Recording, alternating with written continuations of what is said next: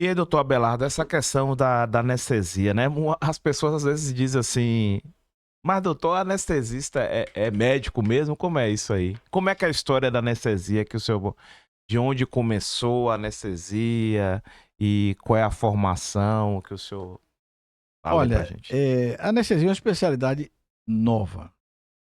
A primeira demonstração pública de uma anestesia de sucesso ocorreu em 16 de outubro de 1846. Portanto, são 186 anos. William Thomas Green Morton, né, era um dentista que aplicou anestesia no paciente chamado Gilbert Abbott, né, foi operado de um tumor na região do pescoço, com sucesso. Essa anestesia foi feita num anfiteatro. Até hoje existe esse anfiteatro, né, e é muito visitado pelos médicos para rememorar aquela história. Bem, então é uma especialidade nova. No início, qualquer um fazia anestesia.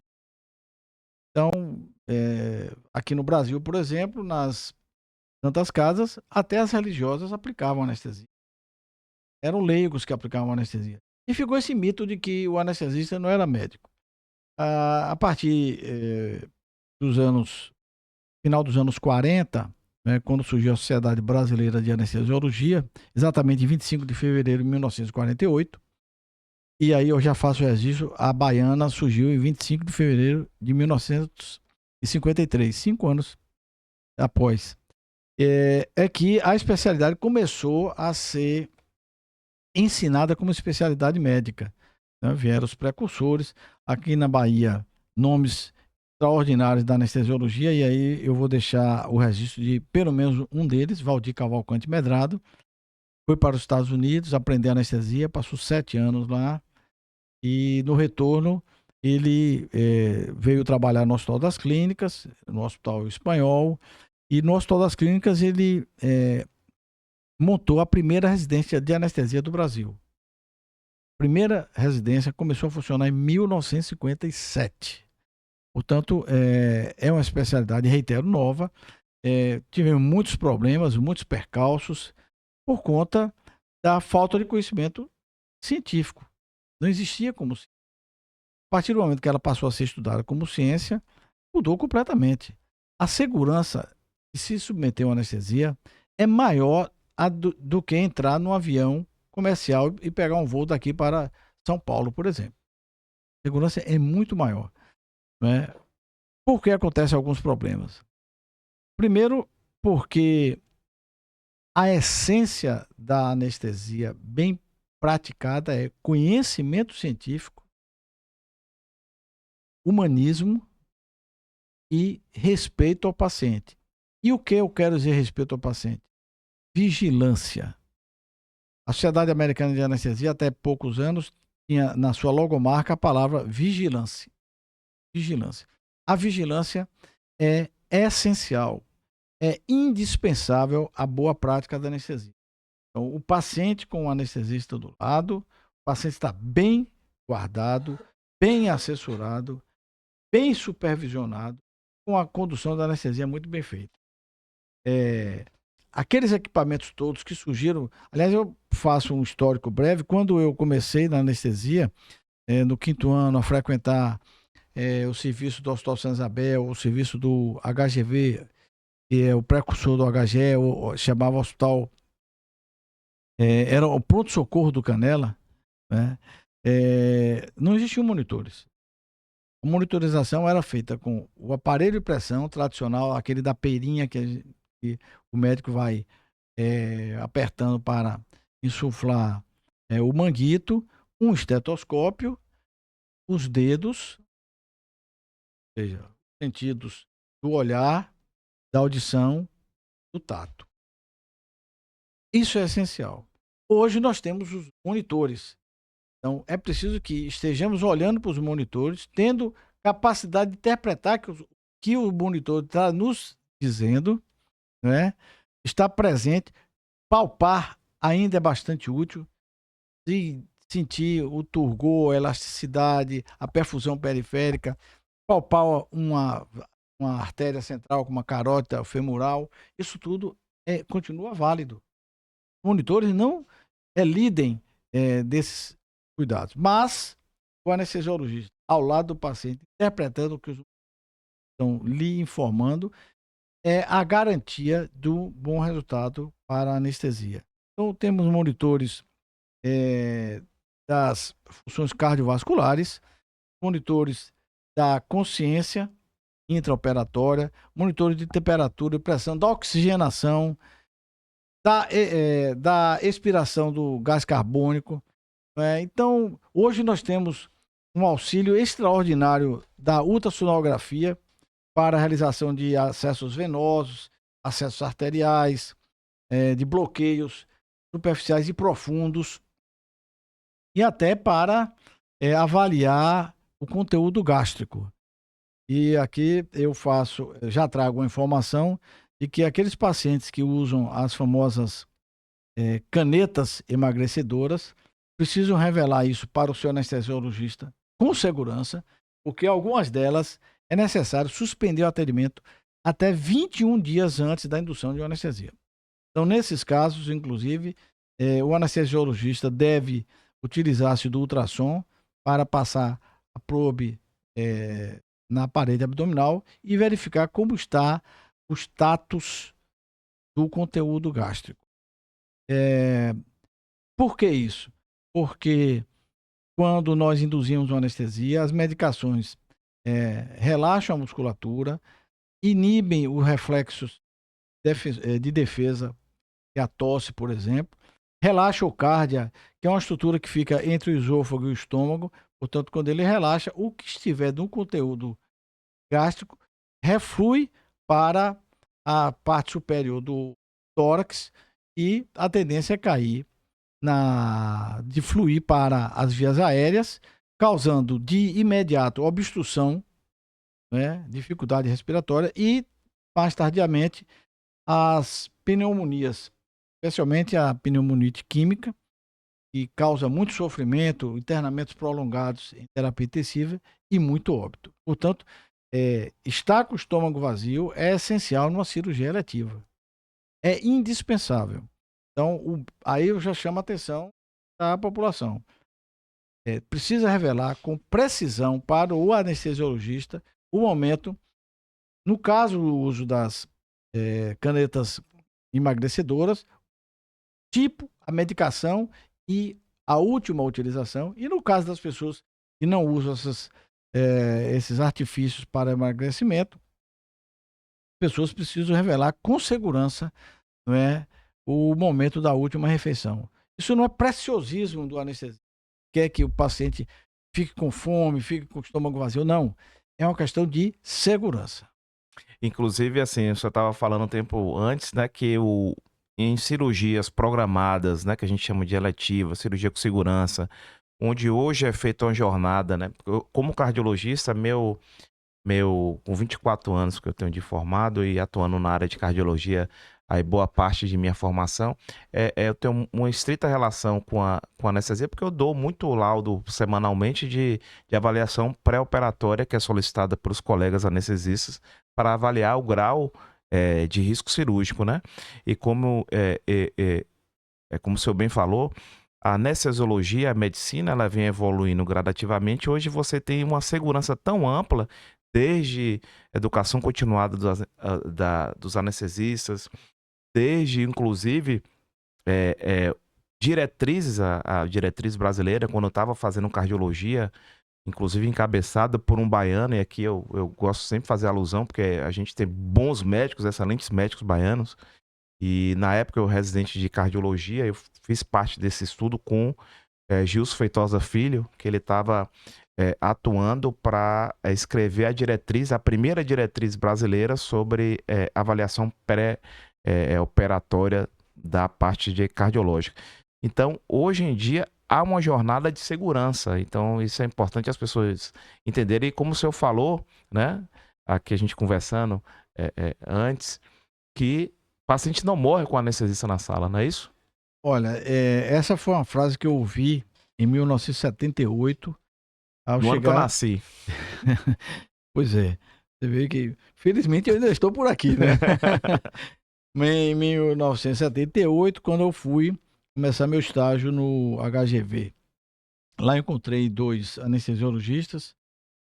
Eu gosto de citar os nomes para fazer referência a essas pessoas, para demonstrar ter uma boa ou uma má memória. Mas encontrei então Boanerges Carneiro Rocha e Edivaldo Tavares Lira. E Boanerges se dirigiu para nós três. Nós éramos 3 alunos, um da Faculdade de Medicina da UFBA, Luiz Francisco Rastelli Gutierrez, que hoje atua na região de Itabuna, Ubaitaba, Ilhéus, e o outro, Isaac Nunes Neto, meu colega da Escola Baiana de Medicina, hoje atuando em Vitória da Conquista. Para nós três, ele disse claramente: paciente com anestesista ao lado não morre. E essa é uma verdade absoluta. Não morre mesmo. Desde que, óbvio, não seja um paciente crítico, né? Não seja um paciente que seja um politraumatizado, que chega no HGE, no Roberto Santos, no René Simões, né? Nesses hospitais de porta aberta e outros tantos. Né? Eu menciono esses 3 assim porque são os maiores, mas todos os outros aí, as maternidades, as pacientes chegam em situações críticas, etc. São situações especiais. Mas mesmo assim, o anestesiologista estando ao lado, a chance de ter um insucesso é muito pequena. Bem, então, essa verdade nos traz uma reflexão. Por que acontecem alguns problemas? Porque você pode estar ao lado do paciente fisicamente e não estar presencialmente. Se você está ao lado do paciente, grudado num tablet, no notebook, no smartphone, né, se divertindo, jogando, dialogando, assistindo vídeos, você está fisicamente na sala, mas presencialmente não está. Ou fazendo dancinha, né? Que agora é a moda do médico, fazendo Então, dancinha. é preciso estar no Os médicos aqui de e Instagram. agora. Ali, aquele momento, a coisa mais importante de sua vida é manter a vida daquele outro cidadão. Porque a pessoa que vai a uma cirurgia eletiva, ele está em suas perfeitas condições. Ele tem um cálculo na vesícula, precisa tirar a vesícula. Ela tem um sangramento genital, precisa tirar o útero. Ele tem uma hernia inguinal, precisa operar. Ele tem um tumor no tórax, precisa fazer a retirada desse tumor. Ele tem até uma doença coronariana, precisa fazer uma angioplastia ou uma cirurgia cardíaca, mas o paciente, regra geral, ele está bem. Então, ele precisa entrar bem e sair melhor. Ele não pode entrar bem e sair pior. E isso decorre da falta de observação de alguns profissionais, esse descuido durante o processo. Nós fizemos uma campanha quando fomos presidente da Sociedade de Anestesia: não deixe seu paciente só.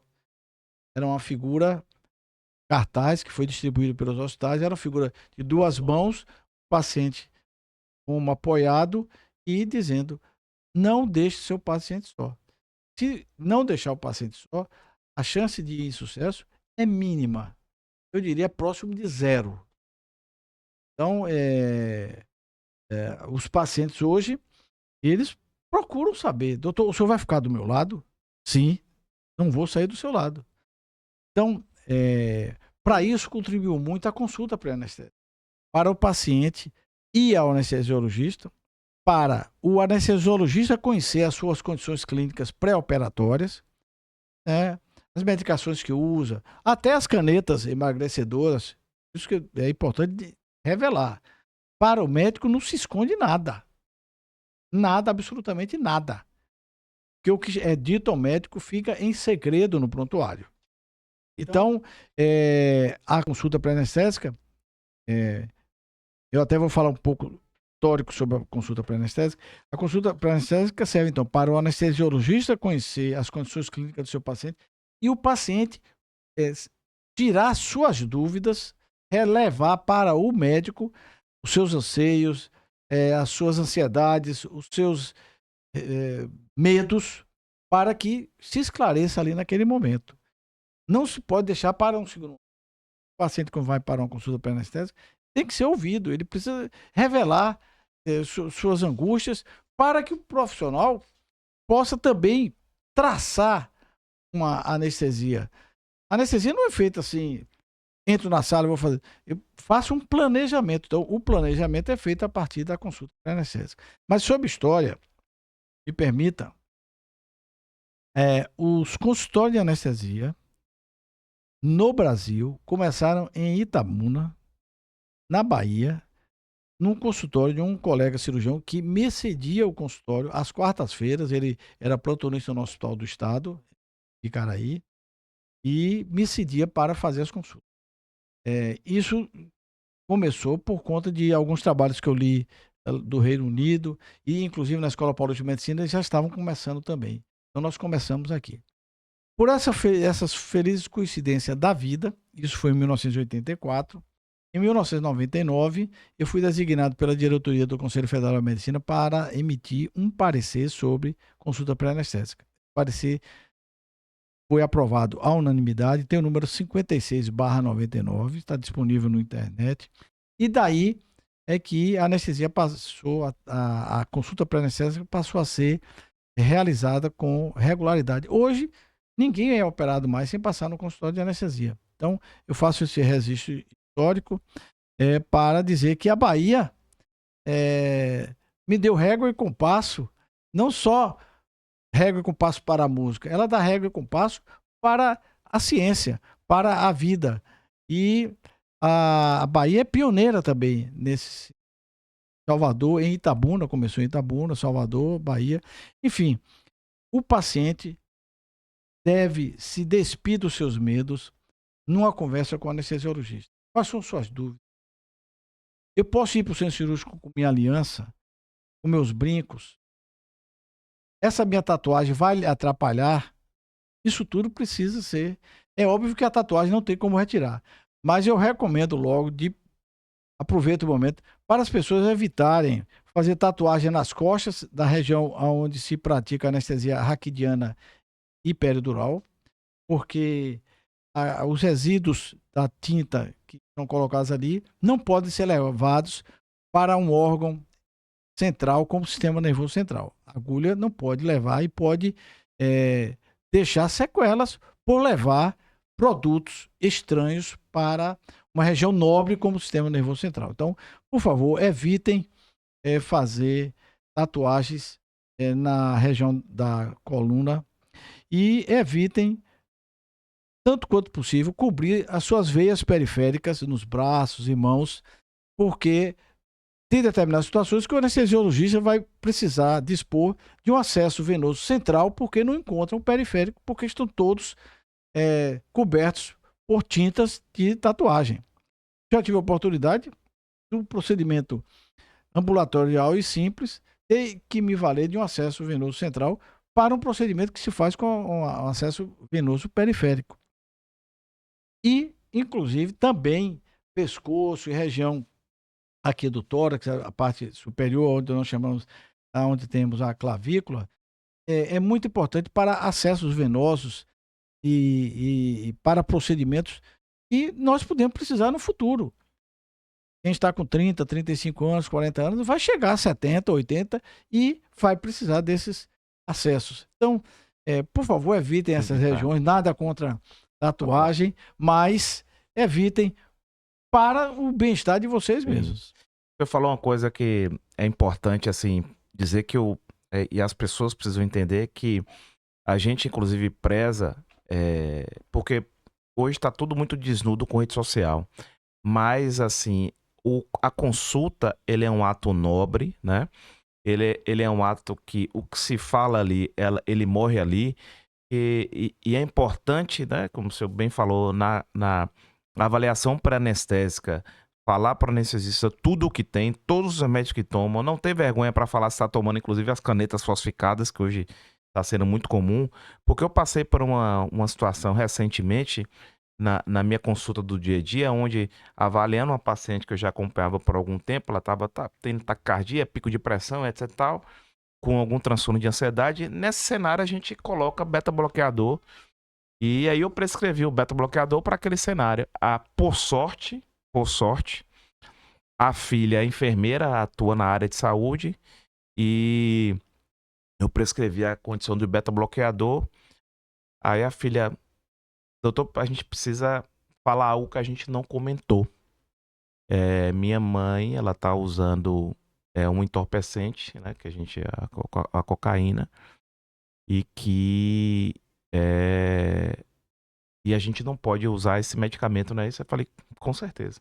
Então, o que eu quero dizer é que o que se fala na consulta, a gente até comenta casos aqui em podcasts, mas nunca a gente revela nomes de pessoas, né?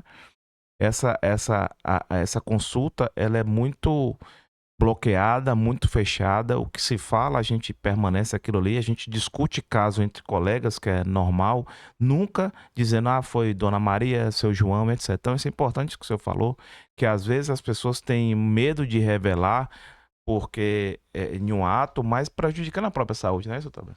Exatamente. Nós médicos não somos juízes. Nós não temos que julgar a pessoa porque ela usa cocaína ou maconha, ou seja lá o que for, né? Não nos cabe julgar. Cabe nos precavermos para evitar complicações. Orientar, né? Orientar, entendeu? Então, quem usa drogas lícitas ou ilícitas precisa revelar. Sim. Né? Desde o álcool, né? Do final de semana, ou álcool habitual, até as drogas mais pesadas. Né? Não haverá nenhuma recriminação, apenas alguns cuidados. Eu até lembro que há uns 30 anos, mais ou menos, nos Estados Unidos estava ocorrendo muita parada cardíaca em final de semana em anestesia. E na época levantou-se que é porque aqueles jovens que chegavam acidentados estavam em uso de cocaína, em franco uso de cocaína, e não revelavam. Então, arritmias surgiu durante os procedimentos, né? Poucas mortes ocorreram, mas muitas arritmias aconteceram. E os anestesistas conseguiram superar e depois, superada a anestesia, o paciente voltar à consciência, e o paciente revelou que o acidente ocorreu justamente porque estava em uso de cocaína, que na época era um uso habitual lá nos Estados Unidos. Então, habitual quer dizer exagerado. Exagerado. Então, no passado se dizia o seguinte: para o médico, o advogado e o padre não se esconde nada. Realmente, porque essas pessoas estão presas ao sigilo. O médico, ele tem um dogma que é o sigilo profissional. Nós não podemos revelar a ninguém. Às vezes, um companheiro ou a companheira quer saber de alguma informação e o médico não pode revelar. Simplesmente não pode. A questão é entre o paciente e o médico.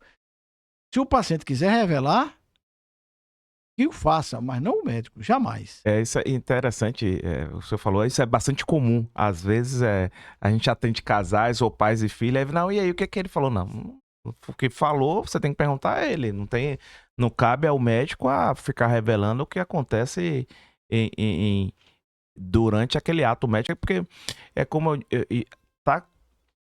eu digo, a gente está aqui por causa da internet, né, que é o meio. Esse podcast foi viável por causa do mundo digital, mas tem uns efeitos colaterais do mundo digital que hoje as pessoas ficam muito desnudas, né?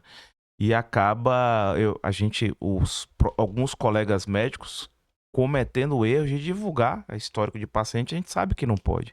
E às vezes isso atrapalha um pouco a mente da população. E esse é um objetivo nosso aqui, trazer para a realidade que a gente tem que seguir preceitos éticos. E o que acontece na consulta, o que acontece dentro do ambiente que você está com o paciente, ele representa só para aquela pessoa e não deve ser divulgada para o mundo, né? As pessoas hoje fazem coisas que faziam no passado, mas que ficavam no reduto familiar. Por exemplo, você dá um caso de um obstetra, por exemplo. Faz um parto, nasce a criança, faz a foto, ele segurando a criança ao lado da mãe e do pai e tal, e ia para um álbum de fotografia da família. Hoje, a família expõe a foto. Precisa da autorização do médico, Sim. Porque a figura do médico está ali. Agora, o médico é que não pode expor. Sim. Né? Mesmo que a família autorize. Sim. Tem esse detalhe. Mesmo que a mãe da criança diga, não, eu autorizo, não está autorizado. Sim, O médico não pode expor o seu paciente. sim, Então, é uma coisa, digamos assim, tão banal, né? Fazer uma foto com a sim, mãe, o pai, a criança e tal, mas não é para expor. Então, o mundo digital é fantástico, sim, né? Muitas coisas que se faz hoje não fazia no passado, telemedicina, sim, né, por exemplo. Mas nós precisamos é, impor limites. Não é limitar, olha bem o que eu quero dizer, não é limitar a capacidade de se expressar. Não, eu aqui estou gravando com você, posso falar o que eu quiser. Responderei por isso, sim, obviamente. Mas cessear o direito, censurar, não, não é sim, isso que eu estou propondo. Mas é preciso limitar no sentido de dizer assim, olha, a profissão médica não pode expor isso. A profissão do advogado também não pode expor isso. A do dentista não pode expor isso. A do engenheiro, do arquiteto, enfim. Cada profissão tem os seus limites éticos. sim. E para a boa convivência. Então, na medicina é essencial. Porque nós lidamos com a vida, com a intimidade das pessoas. As outras profissões não lidam com isso. A pessoa, ao ir ao médico, revela segredos que sequer revela ao seu companheiro ou à companheira. É Imagina a verdade, isso é importância verdade. disso. Então, o médico está preso ao sigilo profissional. Então, não pode. Então, diz assim: ah, mas expor uma foto com a criança, qual é a quebra do sigilo? Você está expondo a imagem de uma pessoa. E, constitucionalmente, a imagem é uma preservação da própria pessoa. Sim, Então, temos que tomar muito cuidado com isso. perfeito. Falando sobre anestesia, uma pessoa, as pessoas, né, chegam muito no consultório, doutor, é anestesia geral, ela é local. Como é isso, doutor Abelardo? Quais são as classificações, assim, para o público leigo, assim, de local, geral, o que que define, assim? Olha, regra geral, nós temos anestesia geral, local e loco-regional. A anestesia geral é aquela que tira a consciência, né? O paciente fica imóvel, fica sob absoluto cuidado do anestesista. Suas funções cardiovasculares, respiratórias e, em decorrência disso, função renal, função hepática, tudo é decorrente de uma boa manutenção da homeostase do organismo, né? Então, anestesia geral. A anestesia local é aquela em que o próprio cirurgião aplica, como o dentista aplica uma anestesia troncular, um bloqueio troncular para fazer tratamento odontológico. O médico pode fazer, pode ser o anestesista ou o cirurgião. Vai retirar um nervos, um sinalzinho, ali é anestesia local. Loco regional é aquela que anestesia uma parte do organismo, né? Pode ser uma anestesia raquidiana ou peridural, que é a anestesia normalmente do abdômen para baixo, embora possa se fazer esses bloqueios raquidianos e peridurais para cirurgias torácicas também. É feita na coluna, né? A diferença entre um e outro é muito pequena, é sutil. E tem as anestesias de partes do organismo, como anestesiar um braço, uma perna. Hoje, com o advento da ultrassonografia, se consegue fazer bloqueios complexos usando a ultrassonografia e anestesiando determinadas regiões do organismo. É muito utilizado para tratamento de dor aguda e principalmente dor crônica, mas pode ser utilizado também para procedimentos cirúrgicos. Enfim, são essas três em linhas gerais. Mas a anestesia geral tem a anestesia geral venosa, inalatória, ou a combinada dos dois, que chama balanceada, né? Existe a combinação de bloqueios e anestesia geral, né? Faz-se o bloqueio para bloquear os impulsos nervosos, a dor, né? E as consequências da dor, taquicardia, etc, etc. E associa também a anestesia geral para dar mais conforto ao paciente. Tem pacientes que não se sentem bem deitados em decúbito dorsal sendo operados. Então, é possível fazer ou uma sedação ou até uma anestesia geral. É muito comum se associar bloqueio peridural raquidiano com anestesia geral para cirurgias mais extensas do abdômen, da cavidade abdominal, né? Com cirurgia do aparelho digestivo, né? As cirurgias maiores de câncer do intestino, cirurgias mais complexas do pâncreas. Então, é possível associar e deve ser associado um bloqueio peridural ou raquidiano e anestesia geral. Então, há uma gama enorme de aplicações e de técnicas hoje muito modernas, muito seguras. Sempre muito seguras. Eu diria hoje que, assim, dentro das pilares aí de mudança, realmente a anestesia, ela mudou a realidade da medicina, né?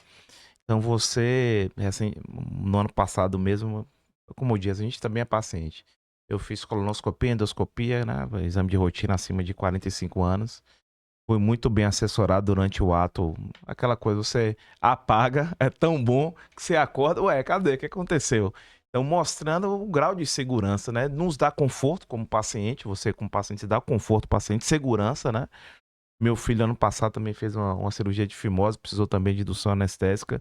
Então, você entrega um filho, você se entrega a sua vida para um profissional que está ali, como o senhor disse, se dedicando e não é para ter eventos adversos, né? Isso, o diante hoje, a segurança que está anestesista, né? Anestesiologia. A anestesia hoje é mais segura do que a aviação civil. É mais seguro meter uma anestesia que entrar no avião da aviação civil para ir a São Paulo, por exemplo. Basta que no avião o piloto esteja atento e na anestesia o anestesiologista esteja atento ao que os monitores estão lhe informando, né? Então, assim, a anestesia hoje dispõe de um arsenal de drogas e agentes anestésicos enorme. Quando eu comecei a fazer anestesia, era restrita a 4 ou 5 medicações. Hoje existe um arsenal extraordinário para indução, manutenção, supressão da dor, relaxamento muscular. Então, é um arsenal extraordinário. Então, tem indicação para tudo. Mas, principalmente, as medicações hoje são de curta duração. Os anestésicos são metabolizados rapidamente e os pacientes acordam rapidamente. Esse exemplo que você deu das endoscopias e colonoscopias, não fosse o avanço da anestesia, a endoscopia e colonoscopia não teria avançado também. No século XIX, a anestesia foi considerada uma das 10 maiores descobertas da humanidade. E, sem dúvida alguma, procedimentos cirúrgicos só puderam avançar porque a anestesia avançou. Então, como você já tem experiência, né, fazer um eco transesofágico com a sedação, com um anestesista do lado, é uma coisa extraordinária. A endoscopia digestiva, a colonoscopia, esteroscopias, procedimentos que se faz a nível ambulatorial. O paciente chega pela manhã, meio-dia está em casa. E faz uma esteroscopia, uma colonoscopia, uma endoscopia e outros procedimentos. Um eco transesofágico. Então, existe uma aplicabilidade enorme, o leque de opções enorme, tanto que os hospitais de dia têm crescido, né? Antigamente, para se operar uma hérnia inguinal, internava no dia anterior, operava no dia seguinte, ele passava mais 2 dias ou 3 internado.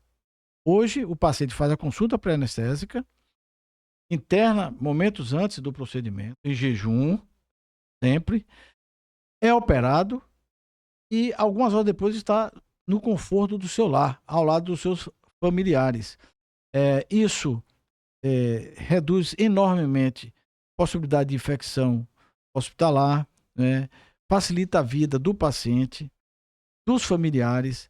Quando alguém vai se operar, mesmo que seja uma cirurgia ambulatorial, movimenta toda a família. Tem que ter um familiar que o acompanhe, maior de idade, etc. Aquele familiar não vai trabalhar naquele dia, né?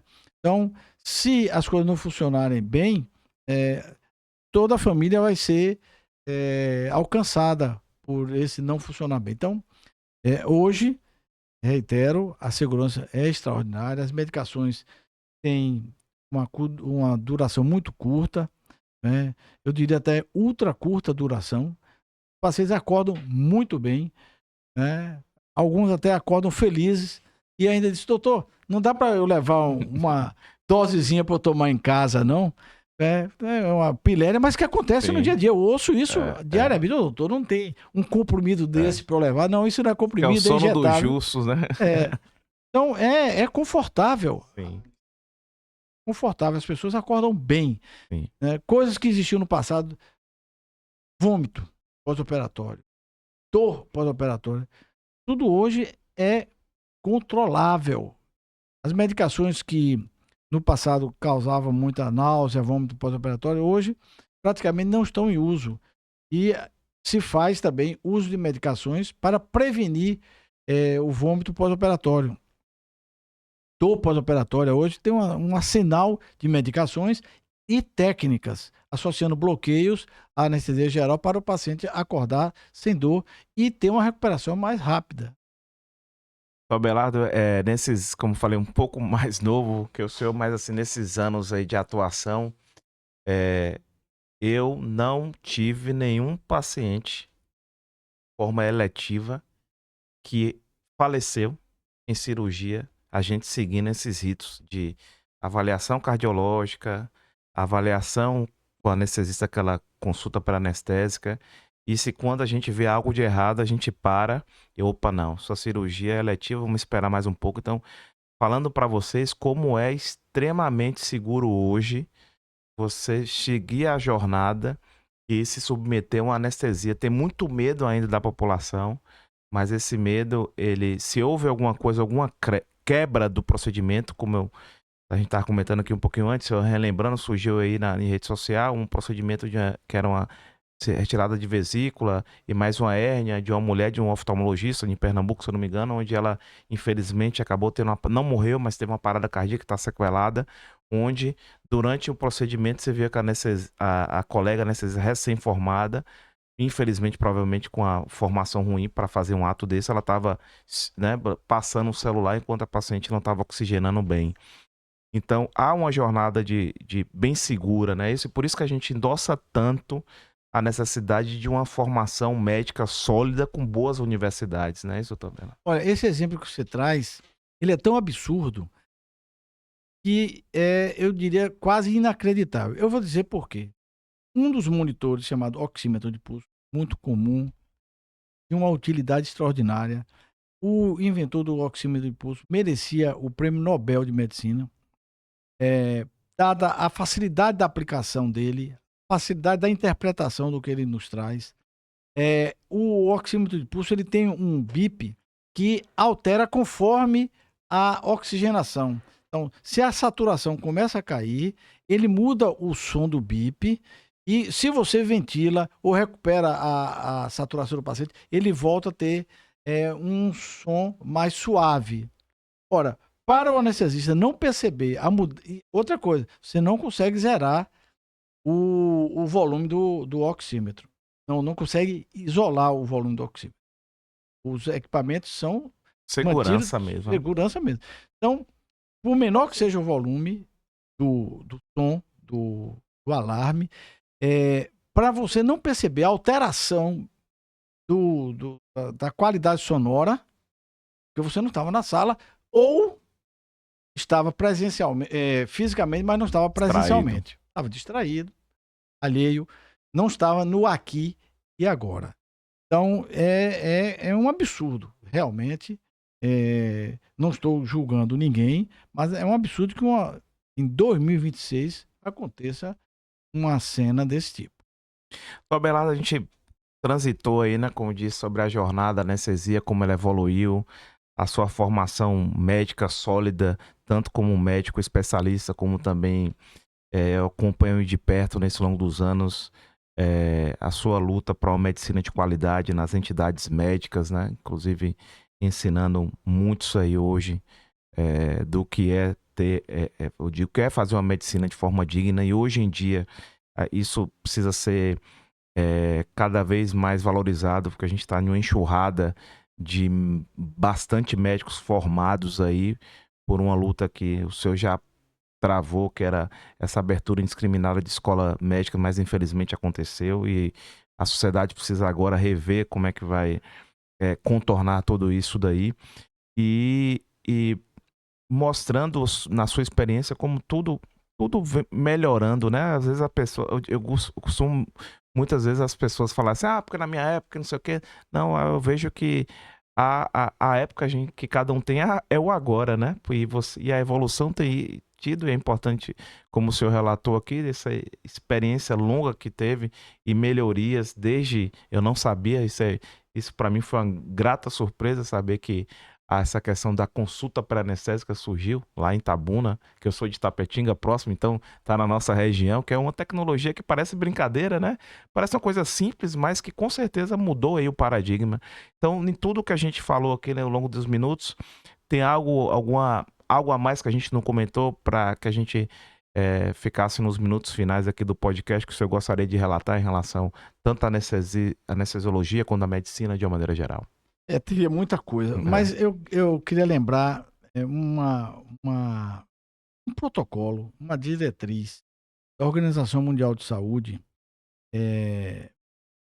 cujo investimento é só a mudança de atitude, introduzindo a cultura da segurança. Chama-se Protocolo de Cirurgia Segura. É um protocolo aplicado onde se usa apenas a verbalização das pessoas na sala, uma prancheta e um papel para anotar. Não tem tecnologia nenhuma. E é o que aí? É identificar convenientemente o paciente, e não só pelo prenome. Se o Francisco, pode ser Francisco Araújo dos Santos, ou pode ser Francisco Pereira de Almeida. Então, identificar convenientemente o paciente, identificar a equipe médica, identificar toda a equipe médica, né? Cirurgião, auxiliar, anestesista, identificar o local da cirurgia, se é um órgão que tenha bilateral, como tórax, por exemplo, pulmão, por exemplo, identificar o lado da cirurgia e identificar as alergias do paciente. Então, isso é um protocolo simples que é feito pela enfermeira do centro cirúrgico ou enfermeiro do centro cirúrgico.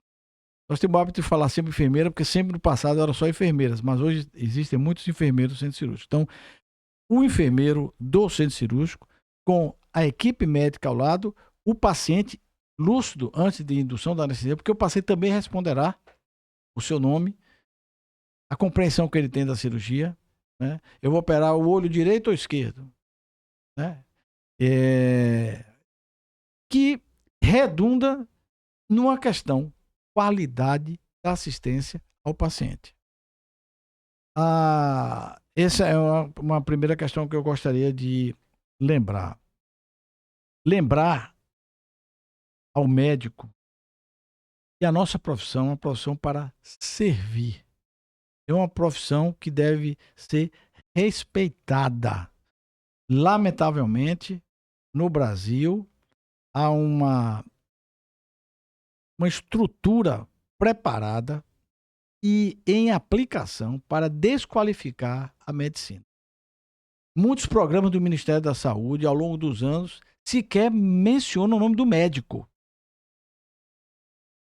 Não é o nome do médico, a figura do médico, o ser do médico. Tivemos essa abertura indiscriminada de escolas médicas, nós temos hoje as chamadas uni-esquinas, ou seja, universidades de esquinas, que existem em qualquer lugar.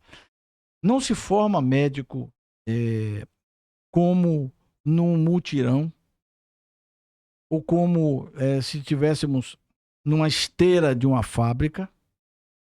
Médico é um ser, é uma profissão especialíssima, precisa de qualidade. O ensino médico precisa ser feito com o paciente. O ensino médico não pode ser feito só em bonecos. O boneco serve como um início, mas boneco não exala odor, não é verdade? Não tem o turgor, a elasticidade da pele para ensinar na propedêutica como verificar se o paciente está bem hidratado ou mal hidratado, né? Então, eu já trabalhei com bonecos, sabe? É importante, mas não tem a característica do ser humano, né? Não, não. Porque diz o seguinte, o boneco é só um ambiente físico, né? Igual você pegar um isopor, você joga na água, você vai saber que ele tem um componente físico de reagir daquela forma. Mas dizem que você joga o ser humano, aí você não sabe se ele sabe nadar, se ele vai gritar, se ele vai sair. O ser humano tem toda a característica e só a gente atendendo para saber. Exatamente. Então, a profissão médica é uma profissão especialíssima, precisa ser formada, eu diria, quase artesanalmente. Não dá para formar repito, como se fosse uma esteira de uma indústria. Sim. Ou num mutirão. Perfeito. Nós precisamos, pessoas que pretendemos ser médicos, né, ter o paciente para nos ensinar. O paciente vai nos ensinar. Sim, mas o paciente não sabe nada de medicina, mas ele nos ensina justamente nos oferecendo o seu corpo, a sua doença, para nós aprendermos. E com os professores, E né? com os A mestra professores, professores qualificados, que têm uma boa formação. Que tem uma bagagem, é o que tem uma ensina. bagagem, né? E uma outra coisa. Para você fazer medicina, e aí eu gosto sempre de citar o professor Protásio Lemos da Luz, você conhece muito bem, professor emérito da Universidade de São Paulo, da cardiologia, e em seu livro O que os pacientes me ensinaram, ele começa com uma frase: só faz medicina quem gosta de gente. Olha, não tem essência mais real do que essa. Quem não gosta de gente, não faça medicina. Desista, pare o curso onde estiver e vá fazer outra profissão. Perfeito. Vá ser um bom engenheiro, um bom arquiteto, um bom advogado, entendeu? Mas não lide com gente, né? Porque lidar com gente requer muita sabedoria, né? Requer dedicação, requer conhecimento técnico, requer qualidades inerentes a um ser humano. Não dá para ser médico só cientista. Se não houver uma boa aproximação entre a ciência e o humanismo, nós não teremos bons médicos. Eu queria, assim, falar para o senhor que, de fato, isso é extremamente importante, porque acho que a medicina ela tem que ser artesanal, de fato. Não tem como ser diferente.